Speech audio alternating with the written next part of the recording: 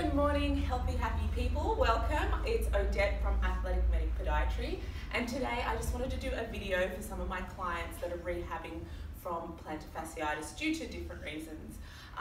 So I wanted to work on short foot exercises. What are they? Well, basically they're exercises that work the intrinsic muscles of your feet that pretty much shorten and narrow your foot. So you'll see when I do them, my foot becomes shorter and more narrow. Okay, so these exercises are fantastic for basically getting the foot to work correctly.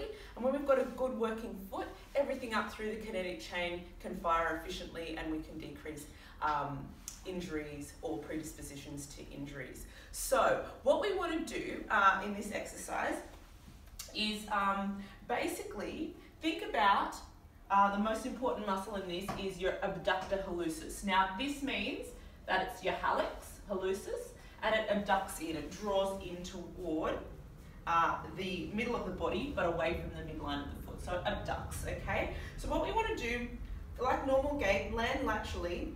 As you come down, you're going to press into the base of the first toe and then press that hallux down, press that big toe down, and you'll see that my arch rises. Okay, so you want to make sure that that foot can lock correctly in order to press those digits down and toe off with efficient gait. Okay, so if this doesn't happen, as we talked about in other videos, if you're tight, say through the calf muscles or the Achilles, you're going to either pronate, lift the heel up early, and your foot's going to be too kind of collapsed or soggy, not rigid enough to be able to propel yourself forward. So practicing keeping a nice arch in the foot, allowing the foot to be a rigid lever, and using the elastic recoil of the Achilles will really give you a very efficient gait cycle, so you're not going to fatigue through the legs so much. Another benefit of this exercise is the contraction of the abductor hallucis actually co-activates the stabilization muscles of the pelvis. So once you actually fire that muscle, the myofascia will communicate with the muscles of the lumbar pelvis so that you can stabilize here, and then the big glutes can work so that you can mobilize forward. Okay, so very, very important to get the sequences happening correctly. Otherwise, fatigue and you're going to get inefficient movement patterns happening along the kinetic chain. So practicing about 10 of these short foot exercises. If you'd like something more proprioceptive underneath the foot, you're going to use maybe a small piece of paper and grip on to that piece of paper using the digits. So as the digits push down, okay, the arch should lift. From there, you want to add on to something a bit more dynamic or something that's more related to your sport. So you might come into a one-leg hold position. This will help fire off those core stabilizers. You want to now press into those digits and see if the arch can actually lift. Okay, you should be able to feel the glute med switch on, the hip open up, the glute max, really hold this position well. Then you're going to add in some more movement to it. So if we touch the foot, we come down to the foot, you want to then find that position with the foot and then open that hip, come up, stabilize. Okay, practicing, adding on. Push into that short foot position, come up, open the hip. So you want to do about 10 reps on each side. Last exercise, again, we want to work on pressing those digits down.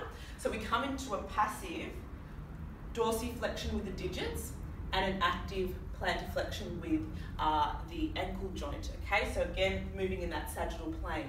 This exercise will help you get that nice sagittal movement pattern, helping to dorsiflex, actively dorsiflex those digits and plantarflex the Achilles whilst lifting through the arch there. So your post-tibial tendon comes in and attaches into that navicular. Again, we've got that abductor hallucis, so working those two muscles together in this exercise along with the digits will really help you rehab effectively. So what you need to do is basically place the ball in between your heels, and then you're just going to rise up onto those toes, pressing them down into the floor and press the heels together so that you can feel the post tib fire and lift that arch. So that will give you that strength through the correct places.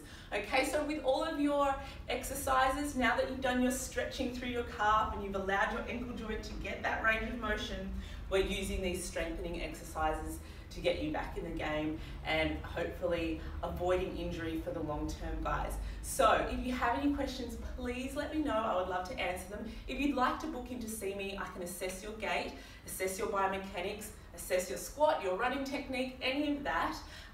Book in to see me. You can find all the information at myhealth.com.au. I'm at Zetland.